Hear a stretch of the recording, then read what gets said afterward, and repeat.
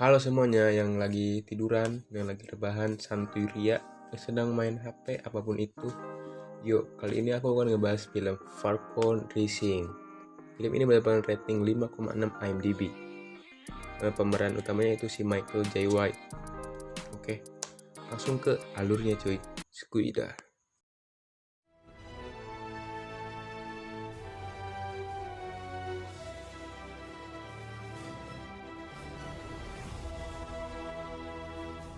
Masih hidup lu. Film diawali dengan seorang pria bernama John. John ingin melakukan bunuh diri dengan cara mengundi dengan memasukkan 2 peluru ke pistolnya. Tetapi itu bukan rezekinya John. Dikarenakan bapak saudara yang budiman tidak ingin pemeran utamanya mati begitu saja. John pergi ke Indomaret untuk membeli Amer. Tak lama setelah John masuk, ada 2 orang perampok. Namun bukannya panik, John malah bersantai ria. John malah menyuruh agar 2 perampok itu segera menembaknya. Namun si perampok itu malah kebingungan. Dalam hati si perampok teh, anjing jelema teh malah bosan hirup. Goblok teh. Kelamaan menunggu, John pun menghajar mereka berdua.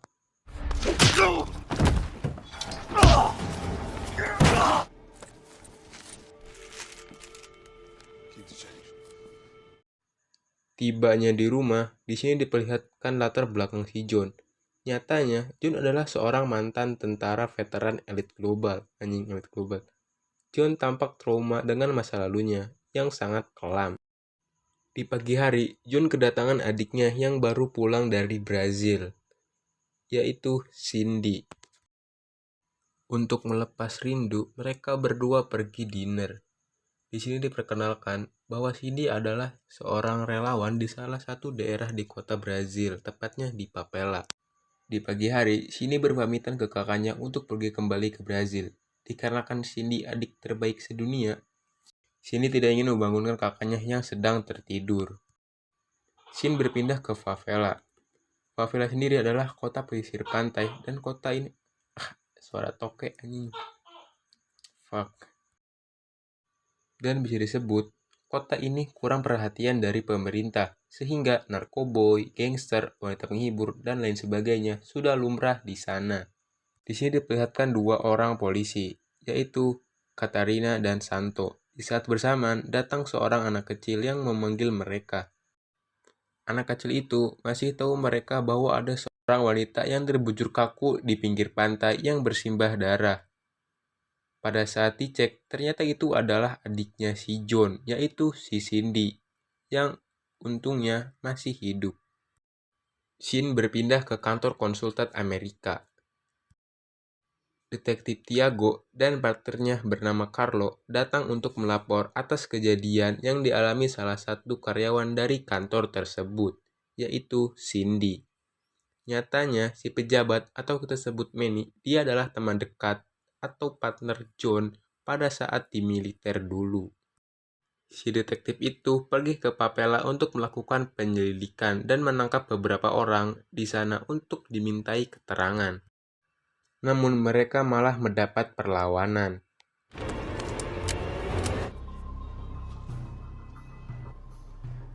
Tapi si detektif itu menawarkan kesepakatan, yaitu salah satu petarung dari mereka harus melawan si Carlo. Jika mereka menang, orang yang ditangkap itu akan dibebaskan. Namun kalau sebaliknya, si detektif dapat datang kapanpun yang dia mau. Dan kesepakatan itu pun disetujui. Opa, é macho quando nós estamos. Olha isso. O que você tem? Singkat cerita, Carlo berhasil mengalahkan si petarung dari kubu lawan. Shin berpindah ke rumah sakit, di mana John sudah sampai Brazil untuk menemui adiknya. Di sini tampak John masih dihantui masa lalunya yang kelam itu. Manny memperkenalkan si Tiago ke si John bahwa si Tiago adalah orang yang bertanggung jawab atas penyelidikan adiknya itu. Dan John bilang kalau dia ingin pergi ke TKP. Sesampainya di TKP, John ditemani Katarina. John dikagetkan oleh suara ledakan, yang nyatanya itu hanya sebuah knalpot mobil.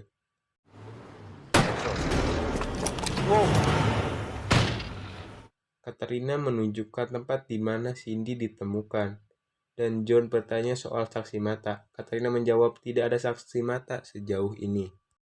John kembali ke rumah sakit. Di ruangan itu sendiri ada seorang perawat Asia yang sedang menyuntikkan obat ke infusannya. Tak lama setelah perawat itu keluar, Cindy mengalami kejang-kejang. John bergegas memanggil perawat tadi. Namun, itu bukanlah perawat yang tadi menyuntikkan obat ke infusannya. Si dokter bilang, tidak ada stafnya yang berasal dari Asia. John minta ke si Tiago untuk menyuruh seseorang menjaga adiknya all the time. Anjay, pakai bahasa Inggris loh. John pun kembali ke tempat TKP. Pada saat John ingin menanyakan sesuatu pada seorang yang ada di sana, namun orang itu malah pergi. Ternyata orang itu memakai kalungnya Cindy, tapi dikarenakan orang itu tidak bisa bahasa Inggris, Nggak bisa bahasa Inggris.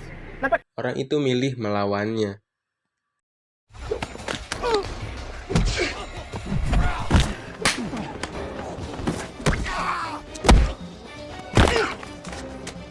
Pada saat John berhasil memojokkan pria tersebut, Katarina datang untuk mencairkan keadaan.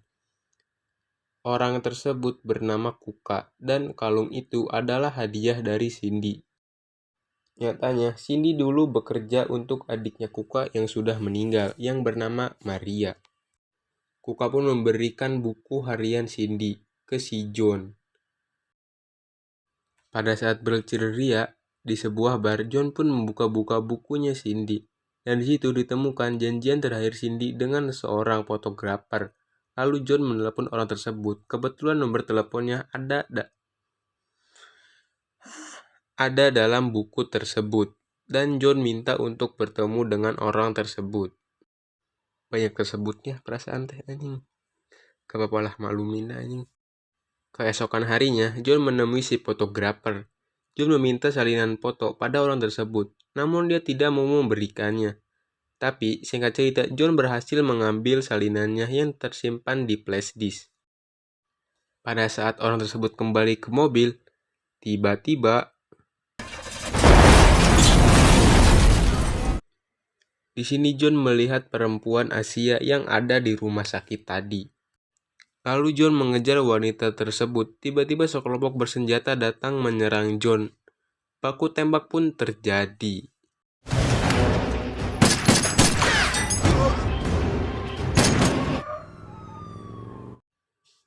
John pun menemui si Manny untuk membuka salinan foto tadi. Di sini diperlihatkan Cindy menemui orang yang mempunyai tato sama dengan orang yang menembaki si John tadi. Mereka menyimpulkan bahwa mereka adalah gangster dari Jepang yang tidak lain tidak bukan yaitu Yakuza. Dan di foto itu juga mereka mendapatkan petunjuk salah satu klub malam tempat di mana orang itu berada. John pun mendatangi klub malam tersebut. Ternyata pria itu adalah seorang DJ. Pada saat orang tersebut pergi ke WC, John mengikutinya. Namun, John malah dihalangi oleh asisten pria itu.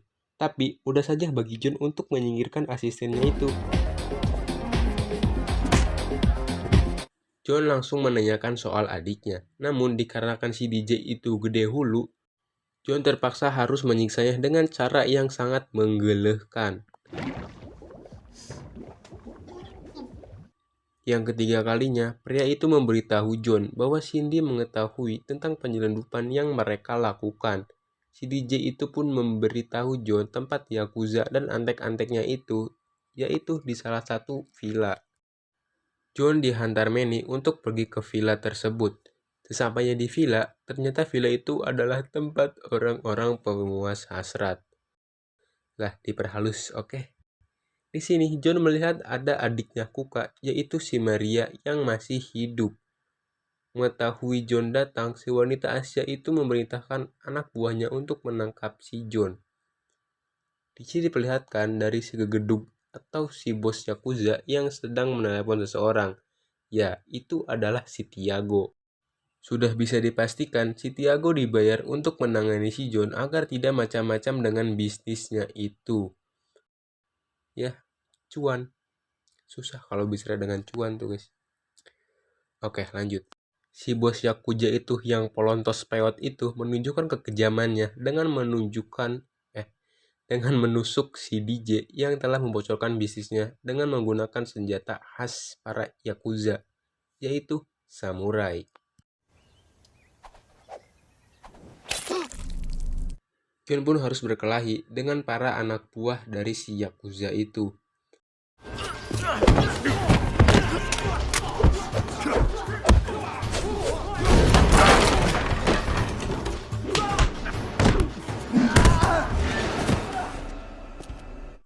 Si Tiago dan Katarina pun datang. John menunjukkan tempat si Maria ditahan. Namun, mereka semua sudah dibawa dalam perjalanan ke sebuah kapal untuk kemudian dibawa ke Jepang dan dijadikan wanita penghibur. Dan si Tiago menyuruh agar si John pulang dan biarkan si Tiago yang mengurus masalahnya itu. Dengan insting elangnya yang berdasarkan judul Falcon Rising atau Kebangkitan Elang, John mempunyai perasaan yang tidak beres dengan si Tiago. John langsung bergegas untuk menjemputnya dan menyuruh agar si Katarina untuk pergi saja ke rumah sakit untuk menjaga adiknya. Dan benar saja di rumah sakit sudah ada si wanita Asia. Sesampainya di dermaga, benar saja kalau si Tiago dan si Yakuza itu bersekongkol. John langsung menghabisi pasukan si Yakuza satu persatu.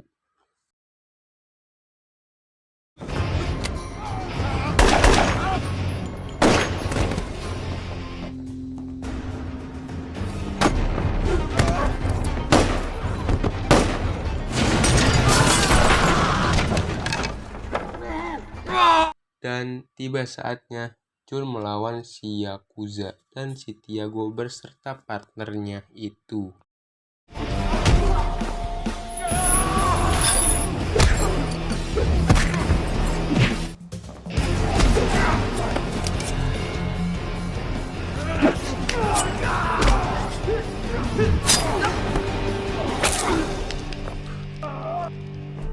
John pun berhasil melumpuhkan si Tiago dan partnernya.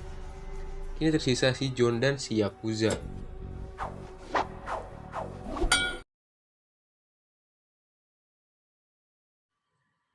Di saat si Yakuza bilang, "Kuharap kau lebih baik dari adikmu," John langsung mengganas layaknya seekor elang yang sedang mencari seekor berit.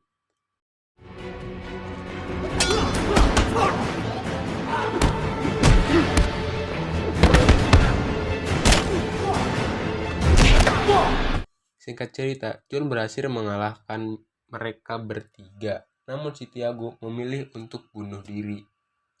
Sebelum bunuh diri, si Tiago memberikan kunci loker yang dimana di situ terdapat daftar nama orang-orang yang akan diekspor impor atau gimana ya? Itulah pokoknya.